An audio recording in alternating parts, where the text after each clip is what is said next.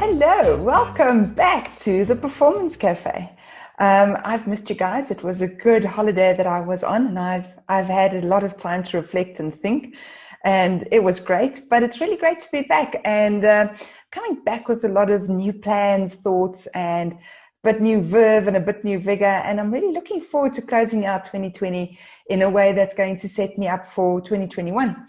It's been a rough year for all of us, so it's nice to know that one's energy and your motivation is back. But I have to tell you about something really funny that happened while I was on leave.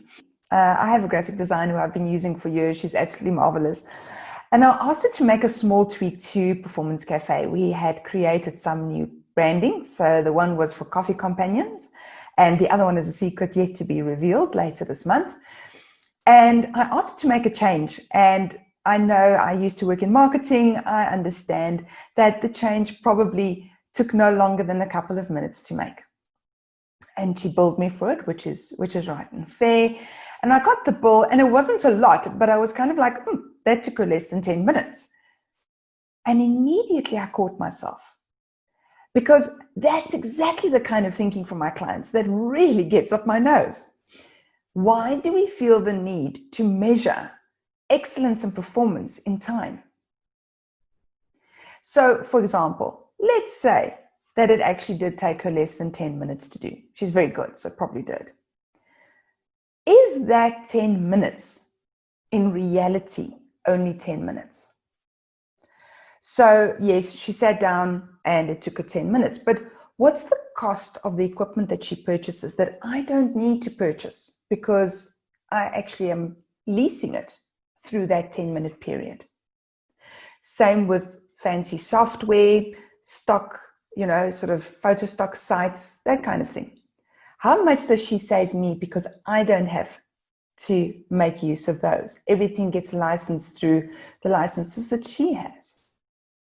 Further, Marina is probably slightly older than 20. So how many years of expertise is bundled into her ability to do things in less than 10 minutes?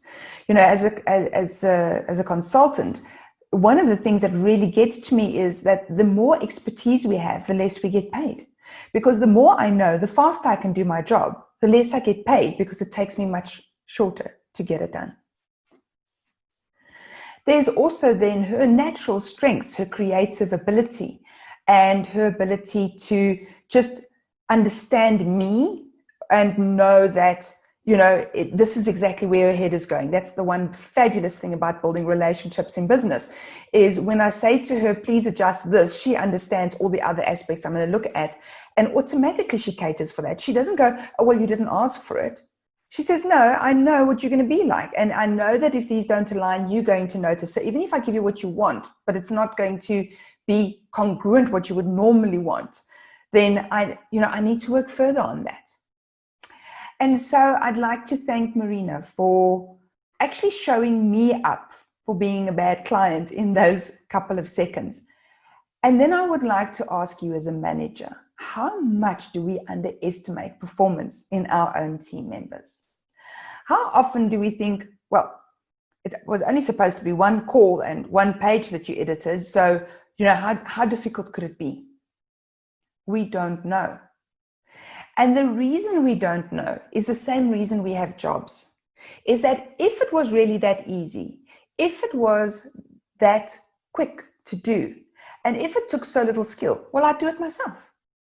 So the very reason that we give people work is because it is complicated and it is time consuming.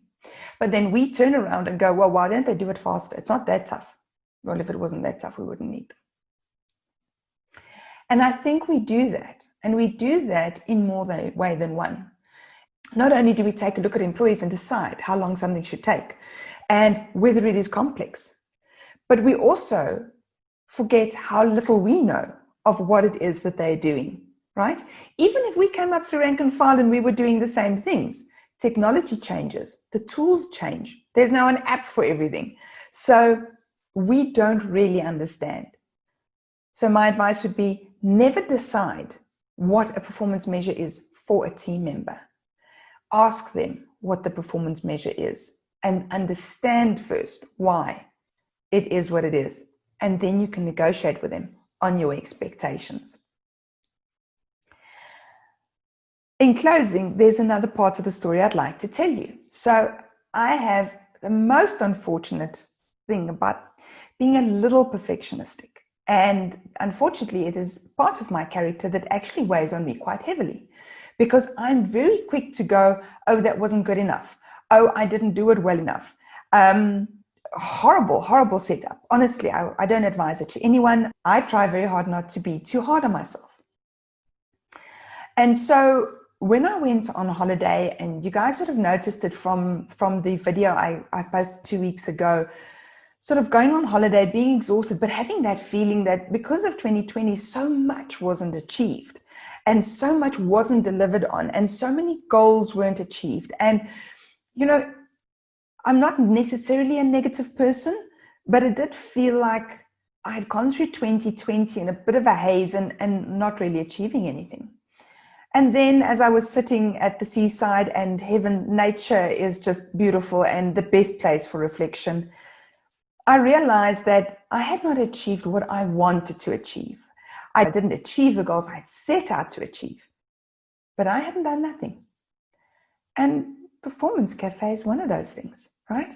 It started off as a silly 21-day challenge. Can I talk 21 days straight for 10 minutes a day to the camera, not knowing whether anyone's joined me, whether anyone's watching, whether anyone's responding. And now it is, I think it's about 5 months later already. This would be roughly episode, I think 35, if I remember correctly. So this is still going. I made a thing, as my copywriter would say. I made a thing. And so I think when we take a look at performance, let's also not stay ourselves blind against what hasn't been achieved. Let's balance it with what has been achieved and the usefulness of that, and whether what's not been achieved is still relevant. Because sometimes the reason we don't achieve things is because those things aren't relevant anymore. They're not real, or they don't actually add any value at a particular point in time. So to all of you, I hope that, like me, you have renewed energy for the last actually 8 weeks, not 6 weeks, as I said at the end of the previous videos. I hope that you have renewed energy to tackle the last of 2020, so we can set ourselves up for a 2021 that definitely outshines 2020 by far. I hope you've enjoyed our chat today. I look forward to seeing you subscribing to our YouTube channel, and for you to like, share, and comment on our LinkedIn and Facebook pages.